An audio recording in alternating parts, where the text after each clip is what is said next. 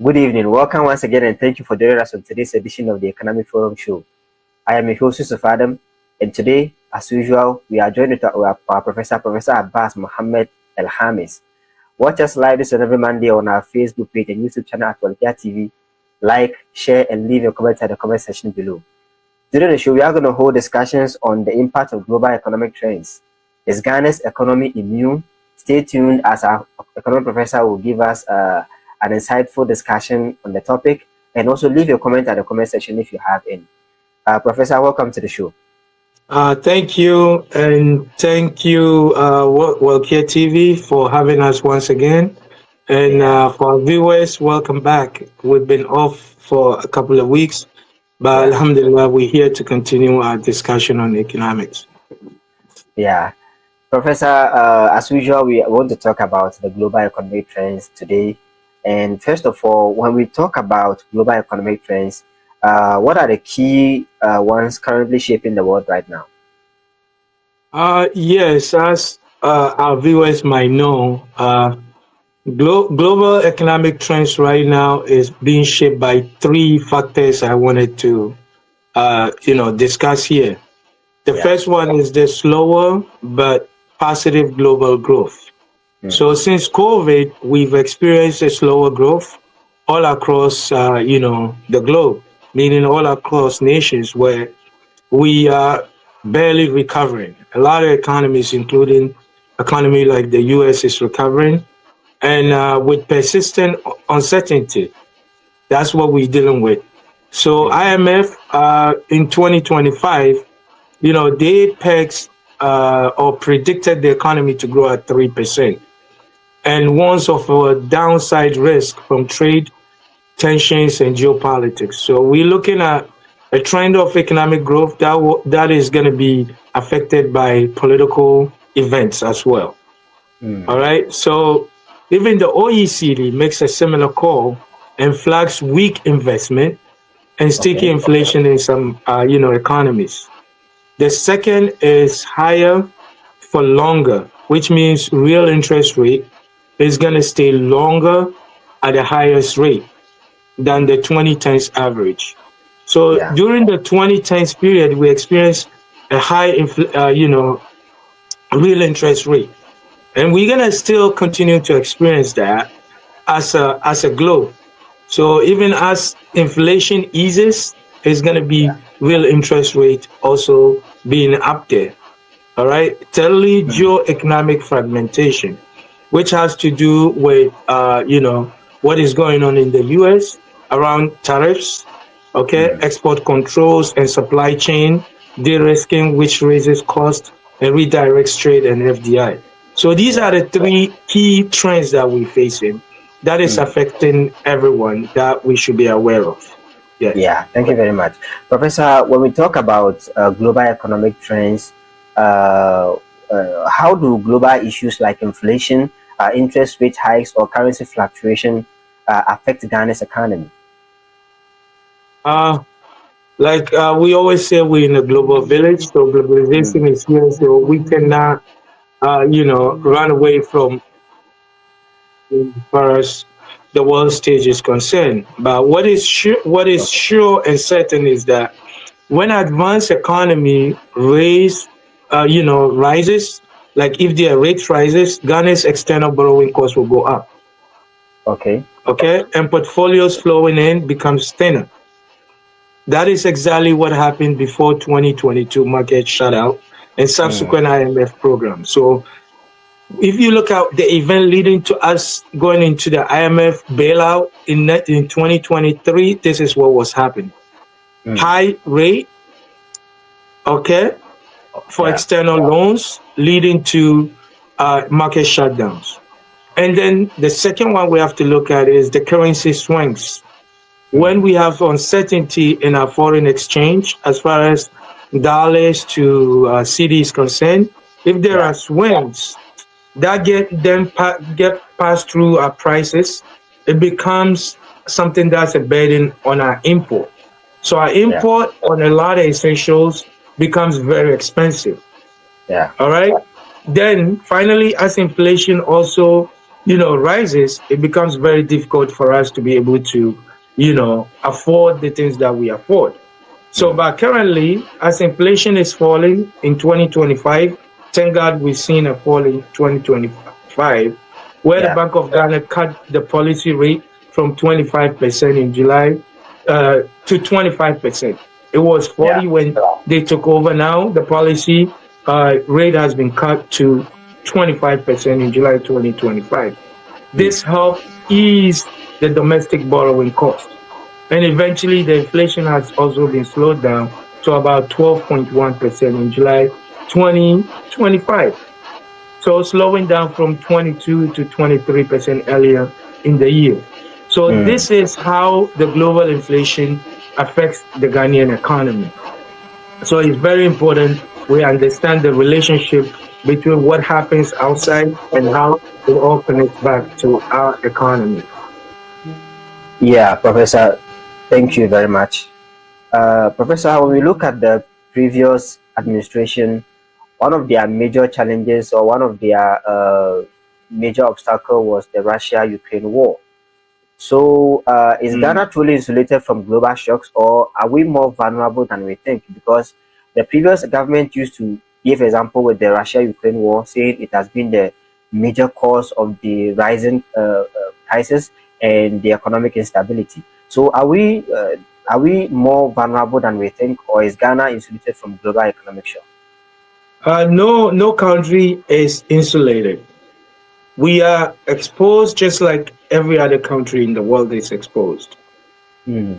Even the IMF itself described Ghana crisis as the product of pre-existing vulnerabilities plus large external shocks, which translates to the fact that commodity prices is going to have effect on our economy. So if commodity prices involving Ukraine, Russia is affected, how can you be insulated? Because there are products that if we participate in purchasing goods from any of these two countries, then definitely we're going to be affected one way or the other. Then there's global financial tightening, where money becomes very difficult to get hands on it as a result of the global uncertainty. So you being able to get projects financed is going to be challenging as well if everything that is happening is not controlled. So until we have some buffers that are stronger and our economy is more diversified, global shocks will continue to transmit quickly to prices, funding conditions, and the city itself. So we are not insulated. So that is why I go back to calling for us to diversify our economy. We should move away from being, export-driven economy, raw material export-driven, to diversifying the economy where we add value to the production of some of these goods. So we move away from primary, export to finished good export. So that's where the buffer will happen. But if we don't diversify and industrialize, I don't see where we have the buffer. We're going to be vulnerable, just like we are vulnerable in the early 2010s and 2022s and 2023s. Whatever happened with COVID and how it affected us, the same thing will happen again if we don't do something different. Professor, you are talking about to diverse the economy. What role do global economic prices for like cocoa and gold and crude oil play in shaping Ghana's economic outlook? Because now Ghana, I think everyone will agree that we are a major exporter of cocoa and gold. And how do we diversify our economy if our major export is gold and cocoa? And how do market prices, commodity prices of these products, how will it affect our economy? The commodity prices, to look at how it will affect your economy, to ask yourself whether you are, a price taker or a price giver.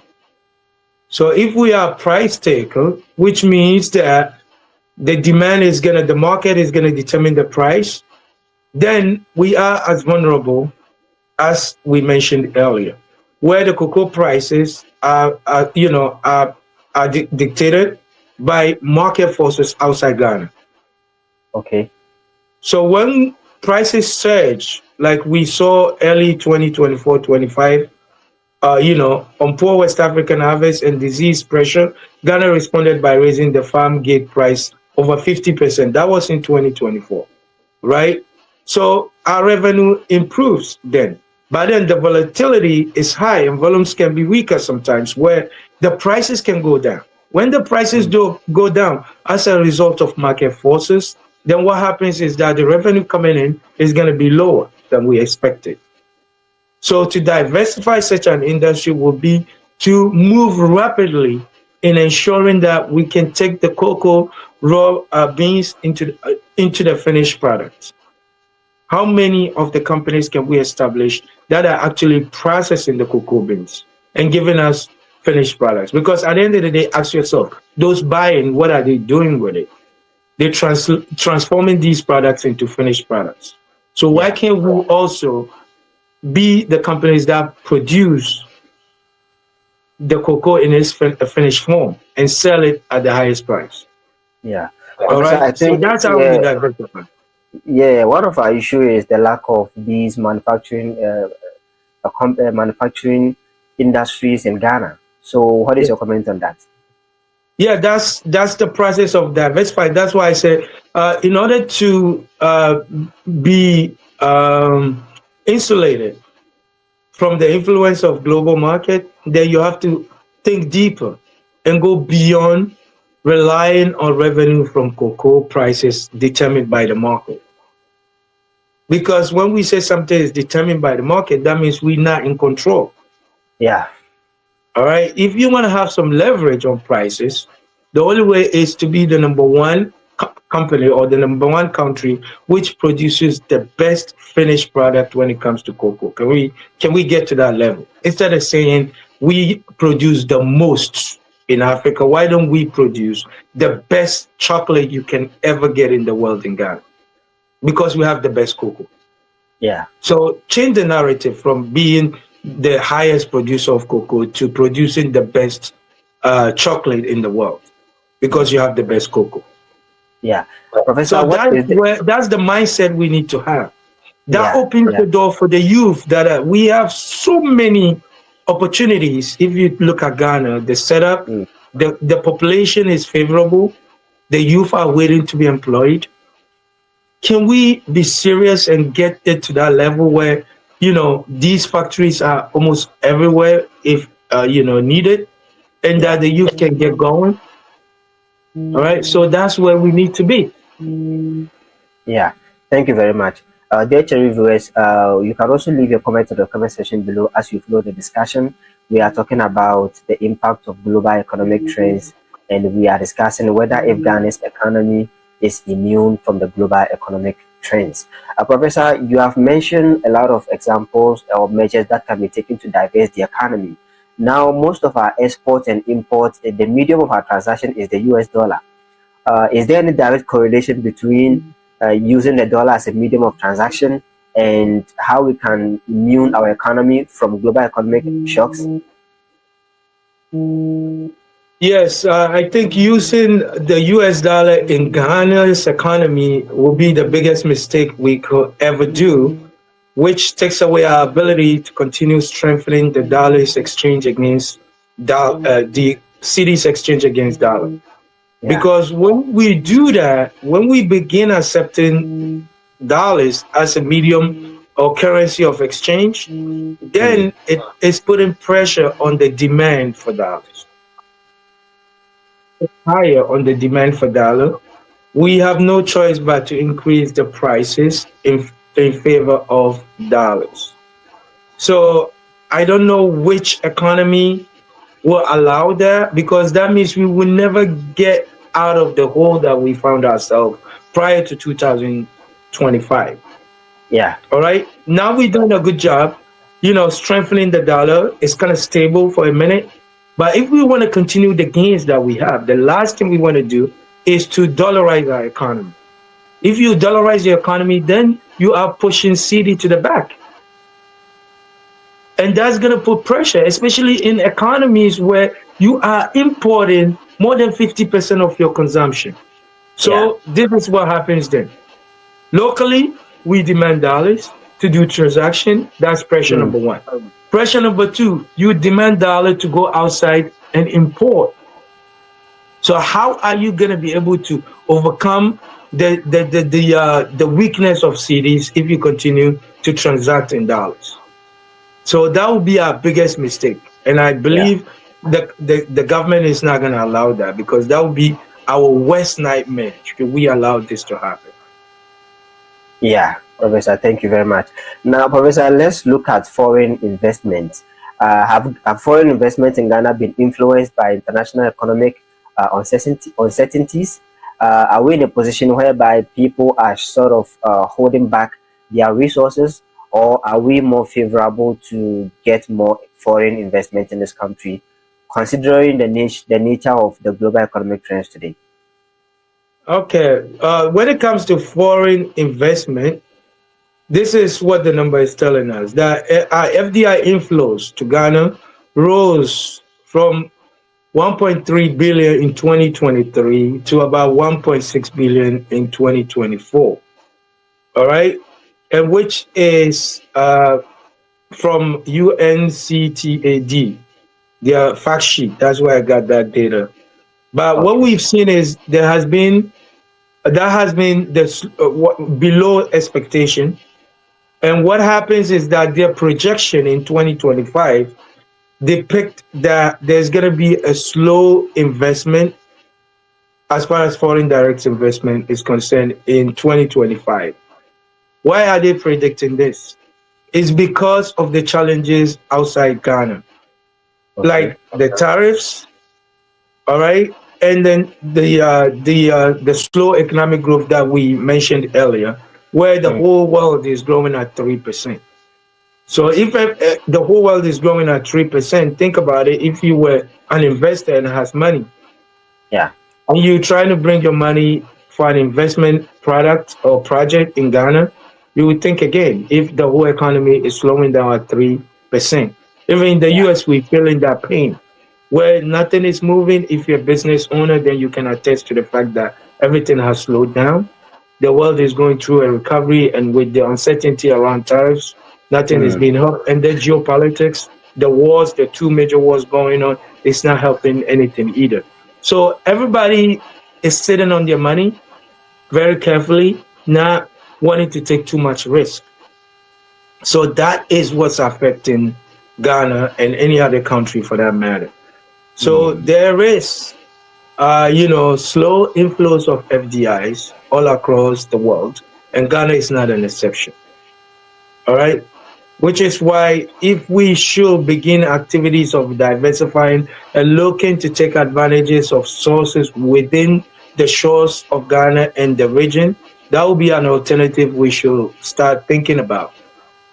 All right, because that will be something that will give us a long-term, outlet in terms of getting investment that we needed to grow the economy going forward.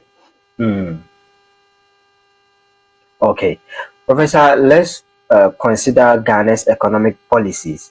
Do you think Ghana's economic policies are strong enough to protect or stabilize our economy in case of these global economic shocks? Now, you have mentioned about the two major wars going on and the tariff problems that we have today in the global stage. What about our own domestic economic policies? Are they helping to manage these challenges? Yeah, I would say they're getting stronger, right? But the credibility of those policies that we have, depends on sticking with the policy reforms and ensuring continuity. All right. Okay. So what we've had is we've been able to restructure debt. All right. According to IMF, July 25, we did a policy record. Okay. Restructure the debt, and then we did disinflation. These are all monetary policies at the top. But under those policies are the structural reforms that we're waiting for it to happen. Because solving the problem just on the top, as far as monetary policy is concerned, in these three key areas, is step number one that we needed to do, which has given the population some reliefs when it comes to prices of goods and services, right? Yeah. So, which is a good one. Then the next step is to activate the structural reform, i.e., what is the institution for handling corruption? How does it look like? Yeah. Then number two, industrialization. How is that looking like? So until we begin moving in these two other directions, I won't say, you know, we out of the woods yet. We still we just getting started. So I will wait until I see where we are, maybe 12 months from now, and see if other than the three key areas that we've worked on, things are actually moving. So for us to be shock ready, Ghana must rebuild buffers greater than what we have, such as, okay, reserves. We keep bumping up on our foreign reserves. Stabilization funds. All right, I know a lot of funds have been, you know, put together for initiatives that Mohammed administration is looking at, and then making sure that we can go beyond that and have underlying structural reforms that is needed to move the economy forward. Because whatever it is that we do, if it doesn't translate into jobs and sustain inflation levels, then nothing matters. So every economic policy can easily be, you know, measured by number one, GDP growth. GDP growth, sustained GDP growth, that can lead to reduce or manage inflation at a reasonable level. You can put a number to it. It could be 4%, it could be 10%, depending on where we are, because we're too far from having a single-digit inflation. So 10% wouldn't be far-fetched if we should go for that. So let's have that target. Then finally, you know, it should translate to jobs. What is the unemployment number that we're tackling? Like I said, there's a disjointed effort in our approach in Ghana when it comes to economic management, because what Bank of Ghana is doing, as far as, you know, the buffers that you mentioned and everything that we've been able to do the last few months since they've been in power, is to ensure that we have the stabilization that we need in terms of fiscal discipline and everything that we did, right? But the question is, how does it translate to growth? And if it does translate to growth, how does it translate to reduce unemployment and manage inflation? So if you can connect the dots, then all we're doing is we're solving one thing, but we're actually not solving anything. Because at the end of the day, the person on the street is not only looking for reduced inflation. The question is it manageable? Even at this level. And then number two, can we get the youth, you know, onto jobs? Can we reduce the unemployment? So that's what it should translate to. So if we can connect what Bank of Ghana and the Ministry of Finance is doing to jobs, then we still have a long way to go. Yeah, Professor, thank you very much. Now, Professor, what measures can Ghana and businesses take to reduce dependency on external economies? Looking at how you have mentioned earlier that we shouldn't be an import-driven or export-driven economy, but as it stands, you have given us an insight about the measures the Bank of Ghana is taking to stabilize our fiscal economy. So what measures can the government take, or our businesses also take, to make us dependency on external economies? All right, I will mention a couple, about 4 or 5 that comes to mind. One thing I will talk about is to ask ourselves, how do we leverage the windfalls of the oil money, the petroleum revenue? So what we have to do, number one, is to lock in the fiscal anchors and buffers that we have, which will enforce fiscal rules and save the windfall via the petroleum revenue management framework. If we have anything, what is the management framework for our oil money? Stabilize it. All right, let's have some heritage funds if it's possible. Let's do something like that, stabilization and heritage funds. So where we know our money is not just going to someone's pocket. We are keeping it in funds that will continue to support future generation, the current and future generation. So petroleum revenue management framework is going to be key. Number two, let's cut the import dependence in some key sectors. All right. When I mentioned that, I'm talking about local refinery processing. Example, let's look at the gold refineries. All right. Let's look at how many do we need and how many can we create to capture more value domestically. Yeah. Bring the gold market in Ghana and not leave it in Dubai. We should be having the gold market. I mentioned this before. Then we should have a targeted agro processing. Is it tomato paste? Is it poultry? And then we have to go into pharmaceuticals. Our youth are getting wiped out by influx of fake drugs from India and other places.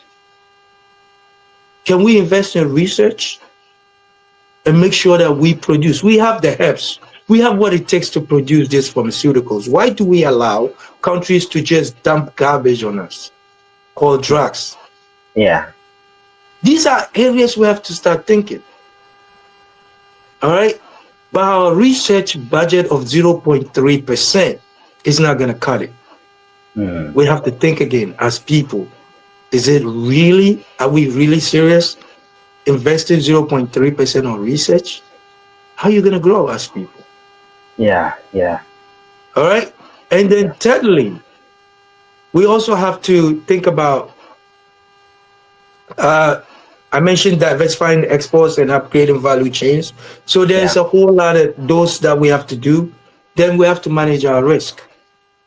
Institutionalizing commodity price hedging for fuel imports and cocoa sales. So we have to have a formal forex risk policies for, you know, state-owned enterprises. Yeah. So we have to have some risk management, you know, protocol about how we're going to manage our risks surrounding the oil import and all that. Then, of course, you can't forget the capitalizing on digital trends that's going on.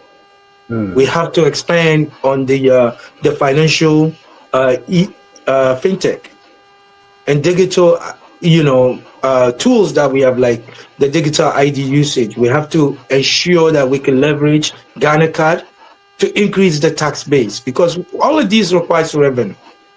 So when I look at Ghana Card and I look at the benefits, I'm yet to see what Ghana Card will translate into. It has to be a correlation between the effort that we put in Ghana Card and how we can monetize that in terms of, you know, revenue and lowering transaction costs. All right. Yeah. So these are all things that we must look at when it comes to, you know, the things we can do practically to reduce the shock. Yeah. Professor, thank you very much. Speaking of the potential of the Ghana Card, Professor, I would like to ask this quick question regarding how you have mentioned a key area which most of us don't necessarily pay attention to, the herbal and our pharmaceuticals, right? Just a few days ago, there was a certain video trending on social media which shows a certain food, or should I say drugs, which was approved by the FDA, which happens to be actually made with plastic or something which is not even edible. Professor, what measures can we take to solve this? This has happened over and over and over again, whereby the FDA approves certain commodities and they turn out to be even poisonous to the human being. What measures can we take to find a balance between that? Number one, you know, we have to be very careful about the things we believe on social media. So when you say FDA has approved it, I have my doubt if they will approve it, you know, given that there's plastic involved, because then it begs the question of what I said, the protocol of approving something like that.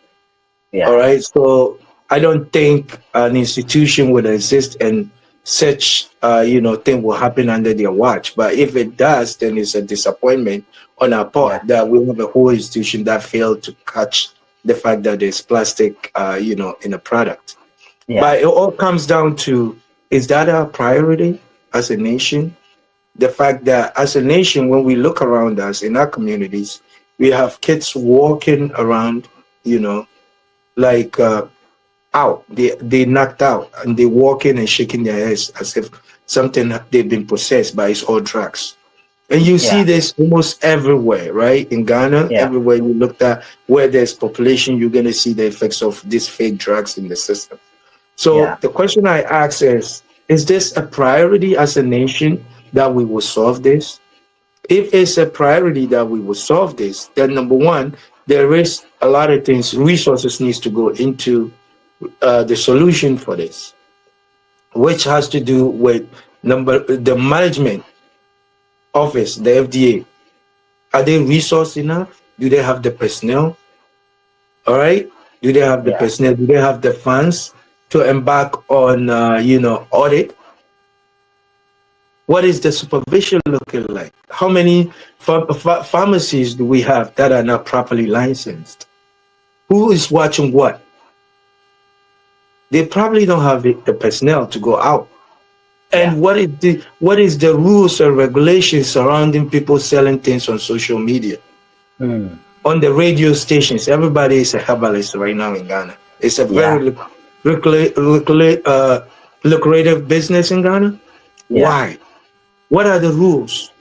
So there's a lot of resources that will go into that. First, to clean it up will take a lot of resources. That's number one. Number two, then we have to ramp up our personnel. Number three, then we have to work on research, which I said the whole research budget of a national research budget is about 0.3, which is disappointing. So it tells me that we're not serious. But if we are really, really serious, then we can solve this by doing a lot more work on that. Where such a calamity will happen, if it's true, that a whole FDA approved a drug that has plastic contained in it. So this is something we could have solved with a very good department. Who's the oversight? Who's leading the whole FDA? All right. Who's leading the FDA board? Who's the chairman? How are they resourced to be able to deal with this? Because we've allowed it to penetrate every aspect of our economy, every aspect of our nation. Everybody is selling some drug or something, hurting people all over the place, and we do nothing about it because it's probably not a priority right now. But this is our youth getting wiped out through drugs. So that is something we have to think about. Yeah, Professor, thank you very much. Professor, there was an idea on an initiative called the Ghana Beyond Aid initiative. Now, let's factor this into the impact of global economic trends. Can measures or initiatives like Ghana Beyond Aid help, realistically shield Ghana from certain global economic turnouts or shocks? Yeah, I think it would if it's implemented correctly the way it was set up, because it was set up on three basic principles. Number one, principles of productivity. All right. Upgrading export into finished goods. All right. And domestic revenue mobilization. And I think I mentioned all of that previously, where I said, if we can do those, you see, Ghana, we're good at nailing what is it that we know we can do to make our lives better. The problem is in implementation and continuity. So it's not so much about the slogan projects. Every single project you're going to pick in Ghana, the slogans are on point. That should we implement 50% of the projects, Ghana will move a step further. All right. So if it's operationalized the way it's meant to do, we will be in a good shape. All right. 2019, I think the charter is that there's a strategy framework that we put in. All right. And there was no physical rules that was surrounding it in terms of savings, diversified, tradable. So slogans alone don't stop the terms of trade shots. Yeah. We just have to implement and ensure that these things will do the work that we set it to do. Because if you think about it, productivity, how do you increase productivity? That means we have to invest in technology, training, human capital, so schools. So all of these can be broken down to the basics that we refuse to do. If I talk about productivity, I would talk to my students about productivity to translate into human capital and technology. These two basic things is what will improve technology. Human capital, you talk about education. Now let's look at education in Ghana. We have so many young people trying to get educated, and we have accepted education to be free. But where are the facilities to support it? I just came from Ghana, where I'm looking at students going double track. My nieces, my nephews are doing double track, and I got confused. So how many education are they getting? They're getting half of what I got when I was in Ghana in SHS. They're getting half of what I'm getting. So where do you want them to make up the half if their parents can afford to send them to vacation classes? So they're losing out. That's a generation we are uneducating because of a slogan, free SHS. But you know you didn't have the facilities to support it. And then now everybody is in that route where the system can support it and students are getting half educated. So where is the win? Is it getting half educated or getting a fully educated individual? So we have to call this shot. We have to determine what is it that we prioritize in. If we're going to go beyond aid, then education is going to be the foundation. That's just the structural problem. Then the second problem is our curriculum when it comes to education. Is it relevant to the times? Here in America, we're talking about changing our education curriculum to match the times of the day. Cutting years of education out because the 4-year education is not for every program.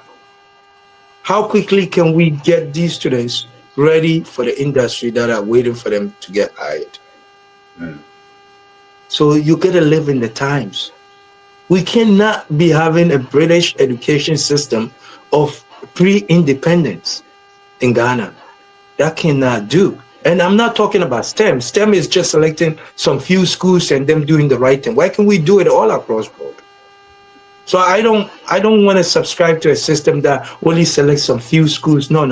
The whole education thing needs to be looked at, even up to the tertiary institution, because here our changes are happening at the tertiary level where funds are going into 2-year colleges, what we call the community or city colleges. They are 2-year, majority of the programs, they are 2-year programs.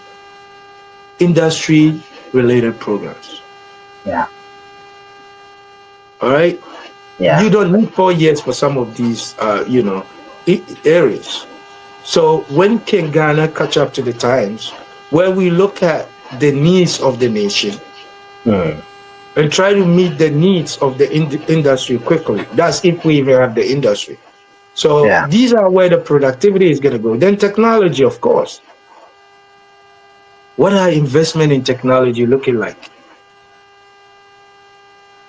All right. So what kind of individual are we training? So these are areas we have to look at. Then you can talk about the export. How are you going to upgrade your export? We said diversify, produce finished products and all of that. Then domestic revenue, leverage Ghana card, and increase your revenue mobilization. Thank you very much, Professor.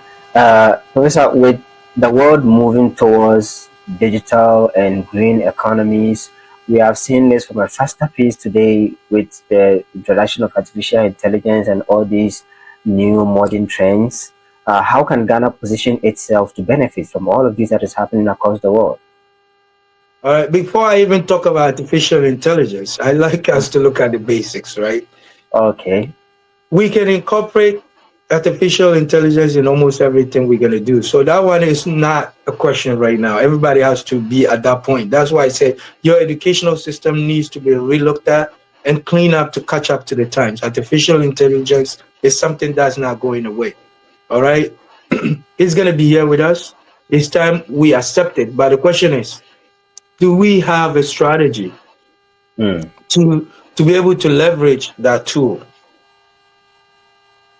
as a nation? What is our investment strategy when it comes to technology? That's exactly what I said earlier. Well, until we start investing in these areas. Yeah. And I will see your indication or intention if I look at your research budget. It comes down to, you have to be able to set up a team that are thinking with the times to drive the nation forward. So when it comes to positioning for digital, let's even bring it down. AI is here. So one way or the other, we have to figure it out. But if we go back to fundamentals, we have to double down on Ghana card penetration. We don't have it penetrating in all aspects of our, economy. It has to be integrated. It has to be interoperable. Payments across everything. Government tech procurement. All of these has to be Ghana card related. All right. Then there's a policy that will let non-banks to issue e-money. We have to look at how do we issue e-money. The digital economy. I mentioned that the last time. Yeah. Digitalize the city. Ghana digital city. All right. So we have to incorporate the digital space, e-invoicing, property database, e-property taxes, SME credit scoring. I know Baumia is trying to bring us some credit scoring, tool or system, but we can even extend it to a business. Small scale industries should be able to be scored so we can leverage the tools that we're going to give them, like resources in terms of capital. If you look at the business's score, you'll be able to, as a government or as an institution, be able to know where they are and you extend some facilities for them. These are all things Ghana Card would generate. So it has to be interoperable. We just have a good tool in Ghana Card, but we're not leveraging it. All right. Then you can think about, positioning of digital economy. We can go beyond digital economy and say green economy. We have the hydro, solar, hybrid technology that we yet to experience. Why are we dealing with energy crisis up to this point? Yeah. Again, investment and trying to scale the grid that is connected to solar and hybrid assets. God has given us the sun. What are we doing with it? All right. So local capabilities when it comes to installation, maintenance, and components, these are all things we can do and tie it to an EV supply chains and regional power scale. These are all things we have to be able to incorporate in our energy production. Wow. All right. So we have to be serious and be able to look at Ghana and bring it to the times that we live in. Yeah. Yeah, Professor, you have mentioned a lot. You have given us good examples as to how to even use the full potential of the Ghana card and how we can manage or try to use the green economies. Professor, do you think Ghana can achieve economic resilience looking at the direction or the movement of our nation? Do you believe we can achieve economic resilience as it stands? To be honest, with a good structure, we will be able to reduce the impact on our economy. All right? Yeah. Because honestly speaking, the short answer will be no, because even the U.S. economy isn't immune to global shocks. You can't dictate that. If something is external, you have no control over it. Yeah. But our resilience as a country will mean that, number one, we have credible fiscal and monetary frameworks that will anchor expectations, like what we have right now. I think we have a good foundation. Yeah. With all the efforts of Bank of Ghana and Ministry of Finance, I have to give them credit where credit is due. So we've been able to work on step number one. Number two is to diversify our export beyond the 3 commodities that we know, you know? And then the buffers are going to come in our reserves. What we doing with gold board, all right? Yeah. In increasing reserves, and then establishing heritage and stabilization funds as far as petroleum is concerned. All right? Then we should have a competitive domestic supply in some few big ticket items. I'm not saying all the items. Yeah. All right? We have to be able to have a domestic supply of some goods like fuel, all right, food, pharmaceuticals. Because pharmaceuticals is going to solve a social crisis that we have. Yeah. So I want that to be looked at if we are serious. All right? So these steps I mentioned won't necessarily solve the global, you know, problem, but they would dampen the impact of every future shock. Yeah. That's what will happen. Yeah. Because no country is immune if it's external shock. Yeah. Okay. Professor, thank you very much for this valuable or insightful discussion so far. It has really been an educative show, and we do really appreciate your valuable insight. Professor, what is your final submission as to this whole the impact of global economic trends, as to if Ghana can be immune? In your final statement, you even said that no country is exceptional when it comes to global economic shocks. But what is your final submission on this topic broadly? So what I would say is our story, Ghana, in the last 3 years is a live case study in how global shocks meet local fragilities, right? That when our systems are weak, our structures are weak, we feel the shocks a lot more than a country that are stronger. So how fast things can improve when policy stays the course is to look at how it translates into something like inflation. So the good thing is our inflation now is down 12.1% in July of 2025. The policy interest rate is easing 25%. CD has firmed markedly in 2025.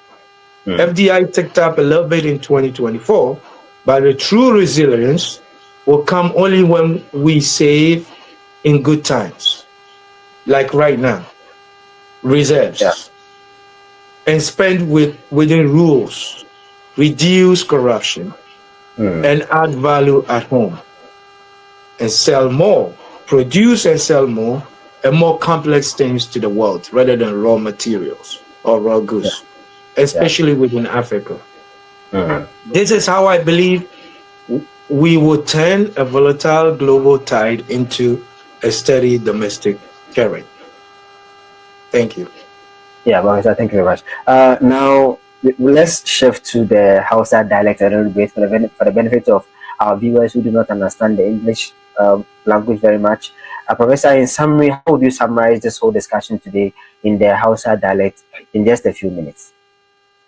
To masu sauraren mu yau mun dauko zance kan abin da ke gana amfanin da muke gani na kamar mun dauko alaman ci gaba na garin da muke son mu gani, to ya za yi a tabbatar kamar wayannan amfani ko ci gaban da muka samu ba zai shude ba nan gaba. Shine muka tattauna kan ababen da muka ga ana yi da kuma abin nan karatun da muka doki na wayansu garruka da suka yi ababen da muke ganin ya kamata a yi, da cewa na farko ya kamata mu tabbatar cewa amfanin nan da muke samu mun rika shi riko sosai yadda za mu ci amfanin shi in lokaci ya sake, don mun san abin nan lokaci da shi kullum mai sakewa ne. In yau muna samun amfanin abin nan karfin dola da kuma goldin mu da ake sayarwa muna ganin amfanin su, to ya za mu yi da wa'annan amfani ya zama muna wani abu gaba in wani abu ya sake. Shine muka tattauna, to muna cewa gaskiya ne ya kamata mu abin nan mu kai kokarin mu ya kai inda ya wuce sadda sayarwar mu kan wayansu ababa kamar 3 gana da muke kaiwa waje mu sayar mu samu amfani da yake kawo mana gari shine kaman cocoa, gold da oil nan da muke da shi. To cewa muka yi ya kamata wayannan ababa kaman 2 ko 3 ga da muke fadi ya kamata mu yi mu ƙara amfani su saboda mu sayar su kan farashi da ya fi nauyi da yadda ma yanzu muke yi. To mun tattauna kan hanyoyi da yawa da dama. To a takaice dai abin da muka tattauna kenan, muna fatan Allah ya da sabon mako mun ci gaba da wayannan bayanan insha Allah. Okay, Professor, thank you very much. It has been a really insightful show. On this note, we would like to end our discussion here today. Dear cherry viewers, you can watch this program anytime by visiting our Facebook page or YouTube channel at Volunteer Television, and you can also leave your comment. Whenever anyone who has a comment regarding to the program should also leave their comment or contribution at the comment section below. I am your host, YUSUF, and as usual, our economic professor, Professor Abbas Mohammed EL-KHAMIS, who had this valuable discussion with us today. We really appreciate your time and your valuable insight. Professor, thank you very much for your time. And on this note, we would like to end the show here. Until next week, it is bye for now.